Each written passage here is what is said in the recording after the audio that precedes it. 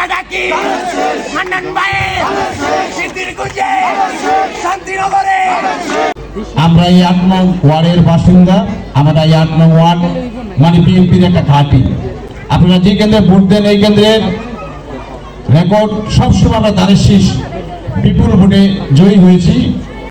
আগামী 12 তারিখে যে নির্বাচন, সেই নির্বাচনে আমরা সকলেই ভোট দেব এবং যারা আশেপাশে আছে তাদেরকে সাথে নিয়ে আমরা কেউ কোনো ভোট যাতে সবগুলো ভোট আমাদের কাস্ট হয় আপনাদের এলাকা থেকে, সেদিকে আপনারা দৃষ্টি রাখবেন এবং আপনাদের সেই পরিশ্রম যদি আপনারা করেন আমরা এই আপনাদের যে কেন্দ্র প্রার্থনা কেন্দ্র ক্ষতিপূরণ কেন্দ্র সেই কেন্দ্র আমরা ব্যাপকভাবে বিজয় লাভ করব। আগামী দিনে আমাদের দলীয় প্রতীকের যেই প্রার্থী আজহারুল ইসলাম হান্নান ভাইকে আমরা সিদ্দিরগঞ্জবাসীর পক্ষ থেকে তাকে বিপুল ভোটে জয়লাভ করে সিদ্দিরগঞ্জবাসীর মনের প্রত্যাশা আমরা পূরণ করে দেব।